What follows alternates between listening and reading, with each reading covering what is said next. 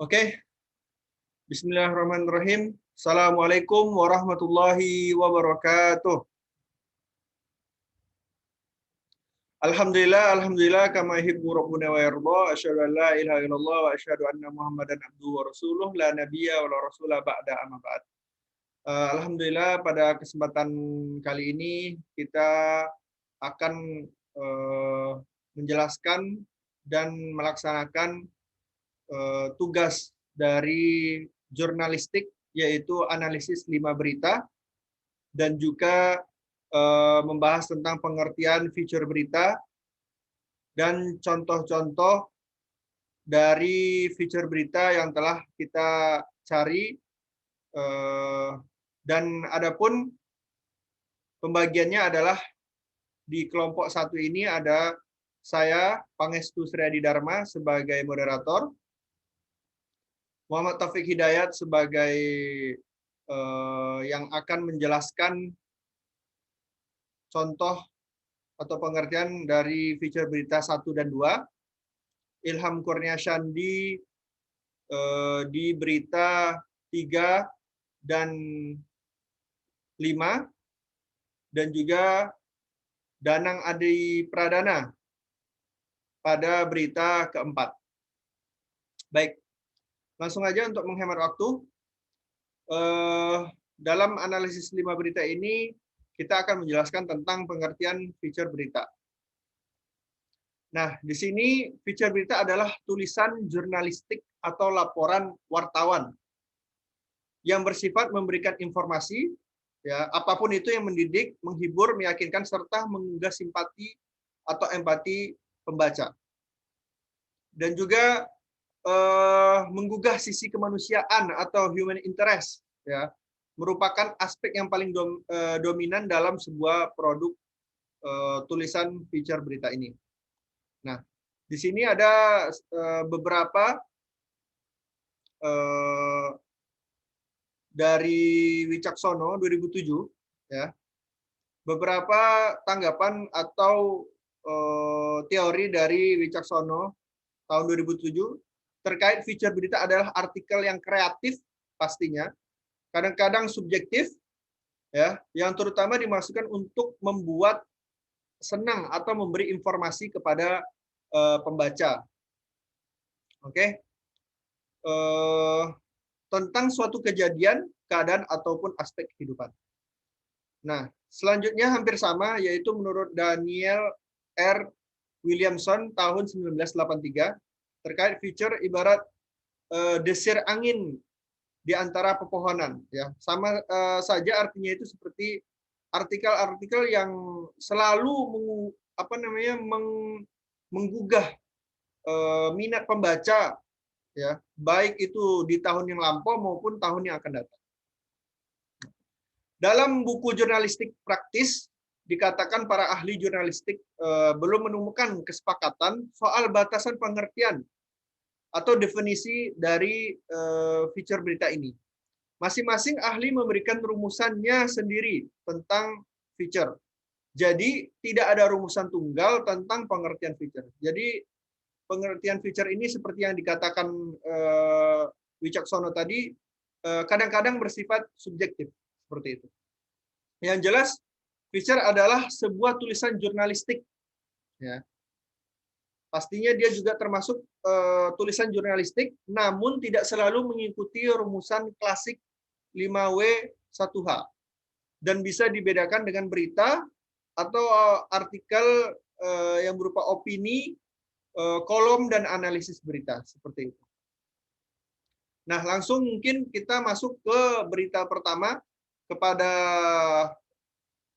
Saudara Taufik Hidayat. Silahkan untuk menjelaskan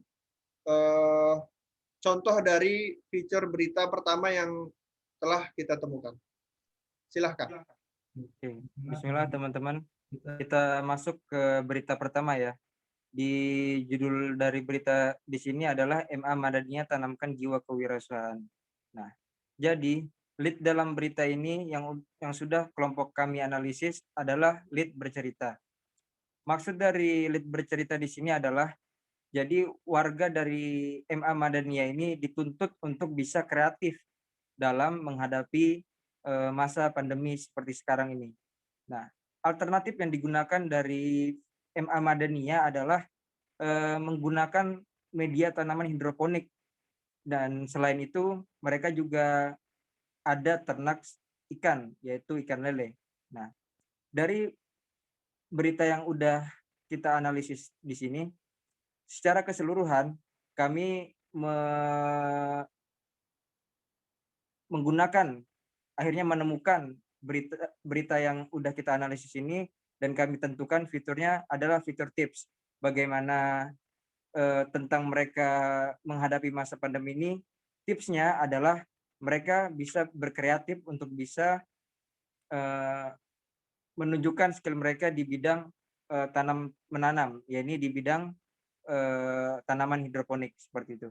Mungkin lanjut ke berita selanjutnya. Nah, di sini judul dari berita di sini adalah Pantai Toka, surga tersembunyi di Manggarai Timur, NTT. Lead yang digunakan dalam berita ini adalah lead ringkasan ya. Jadi lead yang ada di berita ini tidak secara menyeluruh menjelaskan tentang bagaimana indahnya pantai yang ada di NTT ini. Jadi hanya ringkasan-ringkasannya saja. Dan kemudian secara keseluruhan kami menyimpulkan bahwasanya fitur yang digunakan adalah fitur perjalanan.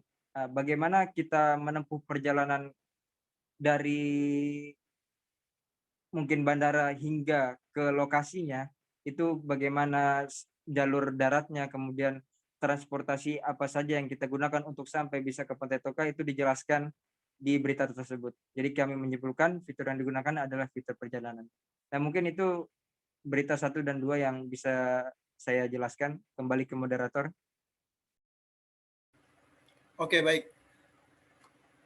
Terima kasih Saudara Taufik untuk penjelasan dari berita feature 1 dan 2. Nah, baik, selanjutnya berita yang ketiga akan disampaikan oleh Saudara Ilham Kurnia Syandi. Waktu dan tempat dipersilakan. Ya, baik, terima kasih teman-teman. Untuk fitur yang ketiga, kita akan membahas yaitu masuk DIY, wisatawan wajib tes antigen.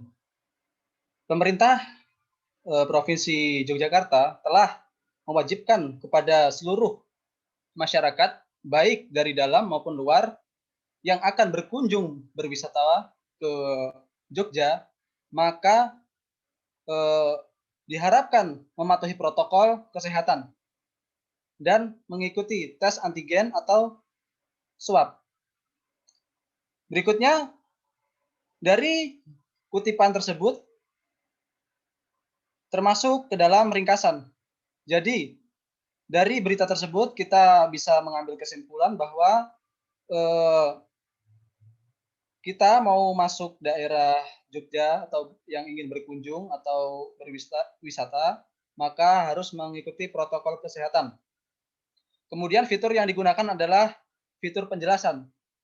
Jadi dari fitur tersebut kita dijelaskan bahwa pemerintah mewajibkan seluruh rakyatnya atau seluruh warga dari luar maupun dalam untuk mengikuti tata tertib protokol kesehatan dalam berwisata. Mungkin ini dari saya, fitur ketiga, bisa kembali ke moderator. Oke, terima kasih Saudara Ilham. Lanjut ke berita feature yang keempat, yaitu yang akan disampaikan oleh Saudara Danang Adi Pradana. Waktu dan tempat dipersilahkan. Ya, terima kasih kepada moderator. Mungkin saya akan melanjutkan tentang berita yang keempat, yang dimana berita ini merupakan berita yang sedang hangat di akhir-akhir ini ya teman-teman semua, yang berjudul tentang Natalie rilis single usai cekcok masalah rumah tangga. Ini kata Sule. Nah, ini merupakan judul dari berita tersebut. Kemudian mungkin turun sedikit, Bang.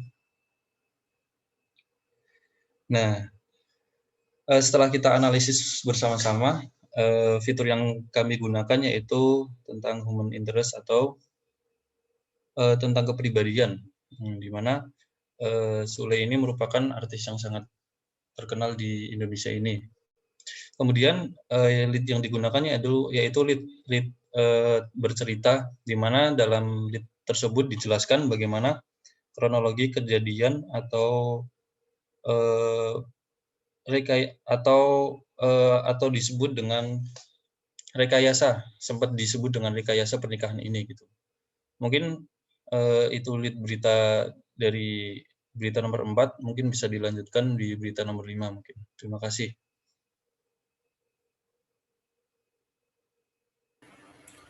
Oke, baik. Sedikit mungkin mengoreksi ya tadi agar tidak terjadi kesalahpahaman. Feature yang ada pada berita ini adalah feature yang kita temukan dan bukan feature yang kita gunakan, ya. Tapi yang telah kita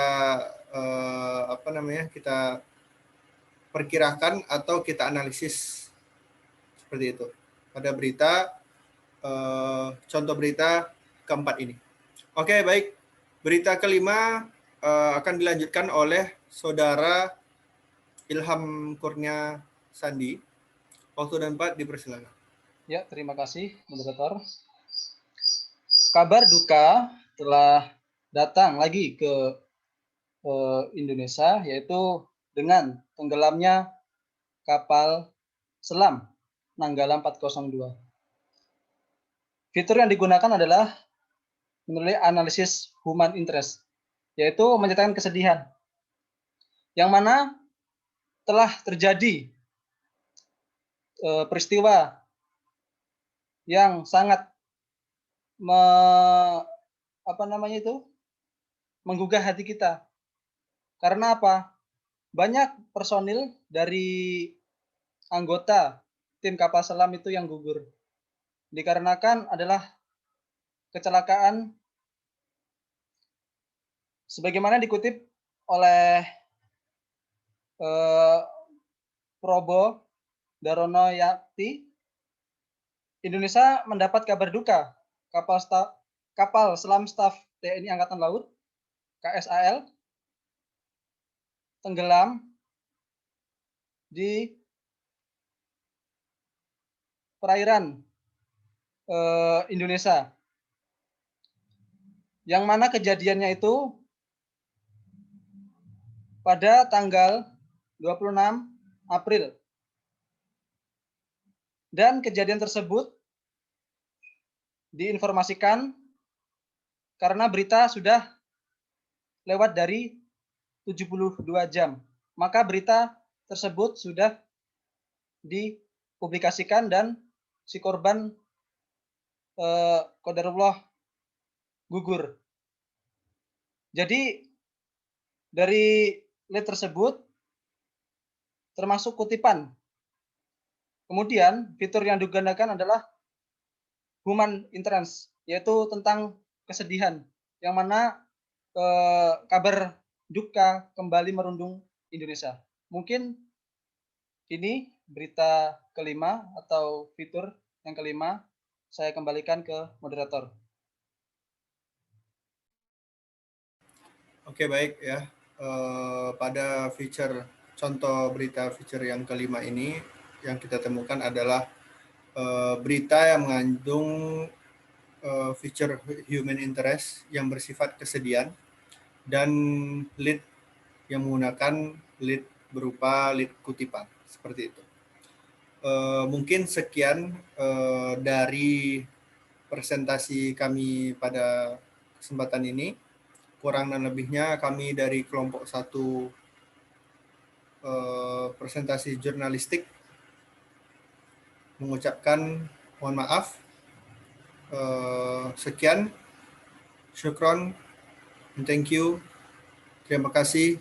Assalamualaikum warahmatullahi wabarakatuh.